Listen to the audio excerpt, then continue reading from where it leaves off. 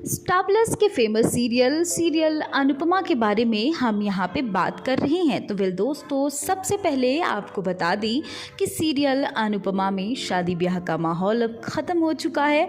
अब जितने भी लोग हैं वो शादी का गिफ्ट लेकर अब घर जा रहे हैं, चाहे वो यशदीप बीजी हो या फिर आद्या और अनुज हो। जी हाँ, आद्या और अनुज भी अब एयरपोर्ट जाने के लिए निकल गए हैं। इससे पहले अनुज मिला था अनुपमा से, बोला कि तुमसे कुछ बात करना है, लेकिन बात पे डिसाइड हुआ कि हम दोनों को अलग होना पड़ेगा।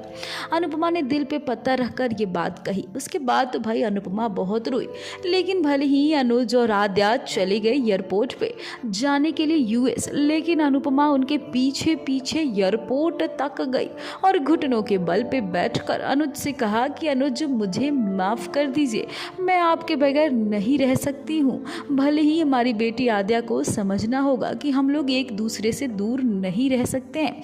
इतना कहते कहते अनुज का हाथ पकड़कर घुटने के बल पे एयरपोर्ट पे लगी रोने अनुपमा। जी हाँ, अनुपमा की आंख से झरझर आंसू बह रहे थे।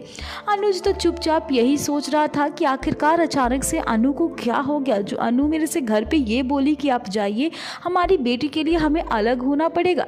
वही अनु एयरपोर्ट पे आकर आखिरकार ऐसे क्यों रो रही है।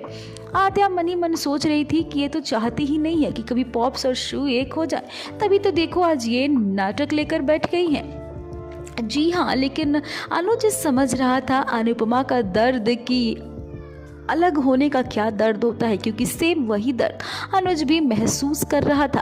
अनुपमा रो रही थी और बार बार कह रही थी कि अनुज मुझे माफ़ कर दीजिए, अनुज मुझे माफ़ कर दीजिए, मैं आपके बगैर रह ही नहीं सकती हूँ। हम दोनों तो एक दूसरे के लिए बने हैं, हम दोनों कभी भी अलग नहीं हो सकते हैं, हम दोनों को कभी अलग होना भी नहीं चाहिए। अगर हम दोनों अलग हुए तो हम दोनों एक दूसरे के बगैर नहीं जी सकते हैं। प्लीज़ अनुज, आप हमें माफ़ कर दीजिए, आप वापस चलिए, आप हम दोनों साथ में रहेंगे। लेकिन आद्या जिस तरीके से देख रही थी उन दोनों को, अनुज, आद्या और अनुपमा दोनों को देख रहा था। लेकिन आपको क्या लगता है, क्या अनुपमा की बात मानकर अनुज इंडिया में रह जाएगा या फिर आद्या की जिद के चलते उसे यूएस जाना पड़ेगा? हमें कमेंट करके अपनी राय ज़रूर बताइएगा।